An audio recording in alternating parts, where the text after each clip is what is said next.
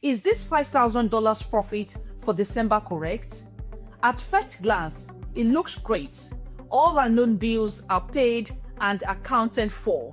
But we need to pause and ask a critical question. We've had the lights on all month. So where's the electricity expense? The bill won't arrive until January. This is not just a small detail. It's the difference between an accurate report that helps you make smart business decisions and a misleading one that gives you a false sense of security.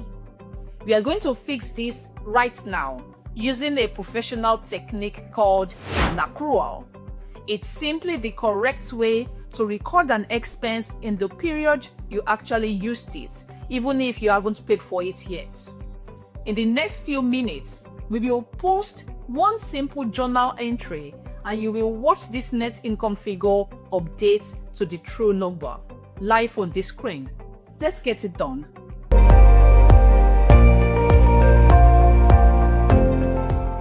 Before we open our journal, we have to understand the two languages of accounting, cash and accrual. Cash basis accounting is simple. You record revenue when you receive cash. You record expenses when you pay cash. It's like managing your personal checkbook. Easy, but it can be very misleading. Accrual basis accounting, which is what all professional financial statements use, is different. You record revenue when it's earned, regardless of when you get paid. You record expenses when they are incurred, regardless of when you pay them. The entire reason for accrual accounting is to follow one sacred rule, the matching principle. The matching principle states that you must match your expenses to the exact same period as the revenues they helped generate. Let me give you a simple analogy. Imagine you're a wedding photographer.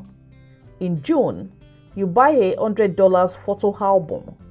You photograph a wedding in July and deliver the album to the client as part of the package. When do you record the $100 album as an expense? Not in June when you bought it.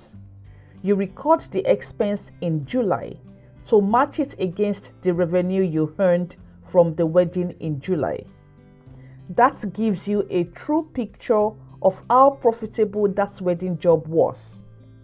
Adjusting entries are the tools we use to enforce this principle. Let's get practical. Our first example is on accrued expenses. The definition is simple. It's an expense that the business has incurred, meaning you've received the benefit or used the service, but you have not yet paid for. The scenario: it's December 31st, the last day of our financial year. We are looking at our books. Our mini income statement here shows a healthy net income of $5,000 for the month. We feel good about this, but we have to stop and ask, what expenses have I used this month that I haven't gotten a bill for yet? A classic example is utilities. We know we've used electricity all through December. We can look at last month's bill and make a reasonable estimate. Let's say we estimate our December electricity usage was $800. The bill won't arrive until mid-January. If we do nothing, our books close with a $5,000 profit. But this is wrong. It violates the matching principle. We are failing to match the $800 electricity expense, which is an estimate, against our December revenues. So we must make an adjusting journal entry. To do that, I'm going to have the entries entered here. So 31st December 2024. The account for that is going to be accrued liabilities, or let's say utilities. If I have it on the drop down, yes, utilities expense, and have $800 debited as the amount. The expenses figure on a mini income statement instantly increases by $800 and the net income drops to $4,200. This is the true, more accurate profit figure for December. Now, the credit. We can't credit cash because no money has left our hands. We have to credit a liability account to show that we now have an obligation to pay this $800. This account is typically called accrued liabilities or accrued expenses payable. I'm not sure we have that already listed in our charts of accounts. So I'm just going to have that inserted here so that the data validation has it included.